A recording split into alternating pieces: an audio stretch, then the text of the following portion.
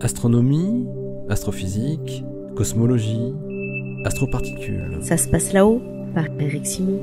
Il y a tout juste une semaine, je vous parlais du processus de capture rapide de neutrons, ce qu'on appelle le air process, à l'origine de nombreux éléments lourds qui composent la Terre. Alors que le phénomène classiquement considéré aujourd'hui pour produire ces captures neutroniques rapides est la fusion de deux étoiles à neutrons, impliquant, comme je le rappelais, la présence d'un tel cataclysme à proximité du Soleil peu de temps avant qu'il naisse, eh bien une toute nouvelle étude qui vient de paraître cette semaine, elle aussi dans Nature, apporte un nouvel éclairage sur l'origine possible de cette nucléosynthèse par air process. Les fusions d'étoiles à neutrons n'entreraient en jeu que dans 20% des cas. 80% pourraient provenir en fait de collapsars, des effondrements gravitationnels d'étoiles très massives en rotation rapide qui mènent à des supernovas à bouffées de rayons gamma, ou hypernovas.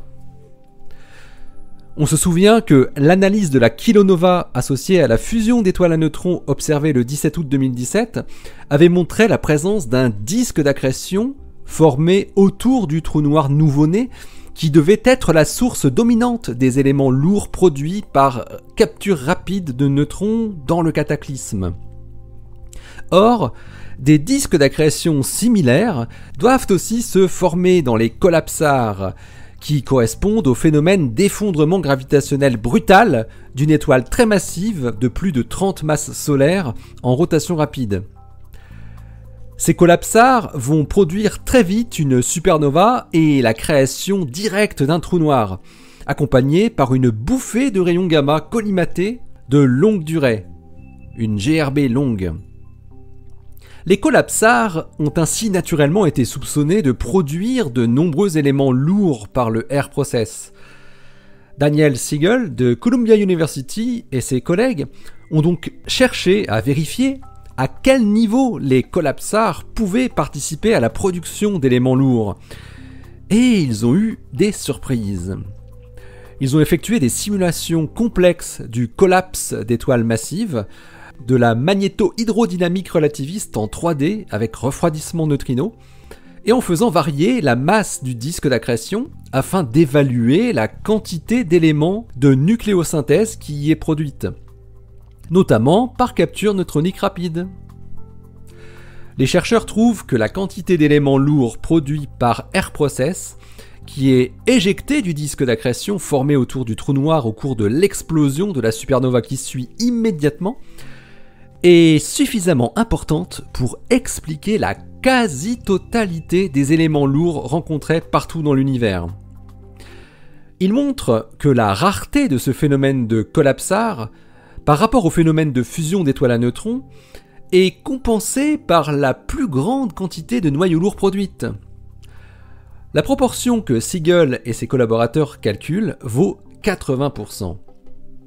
Les collapsars pourraient être responsables donc de 80% des éléments lourds de la table périodique de Mendeleïev, contre seulement 20% pour les fusions d'étoiles à neutrons.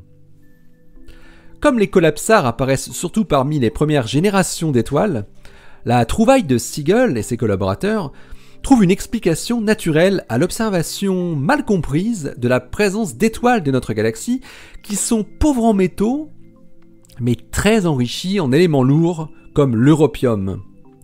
On peut observer par exemple une certaine augmentation de l'abondance relative de l'europium par rapport au fer quand la métallicité augmente, un indicateur du temps via les générations d'étoiles successives.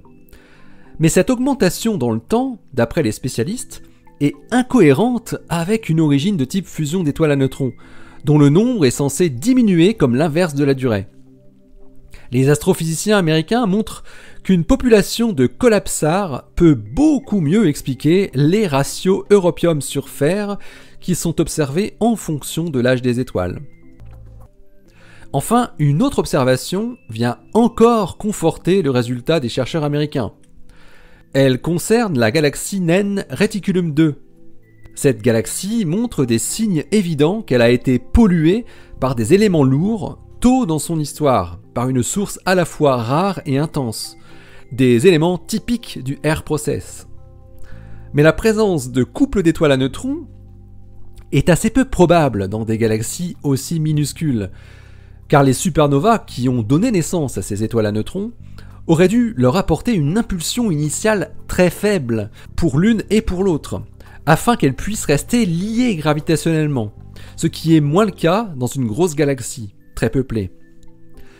Un autre élément improbable concerne l'échelle de temps associée. Pour que les éléments lourds de Reticulum 2 aient été produits par une fusion d'étoiles à neutrons, celle-ci aurait dû coalescer très vite, en moins de 100 millions d'années, l'échelle de temps de formation des étoiles. Improbable.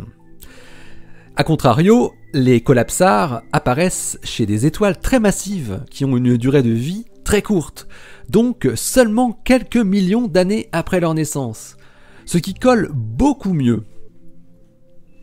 Cette étude remet donc en cause la conclusion de l'étude parue la semaine dernière sur l'origine des éléments lourds de notre système solaire.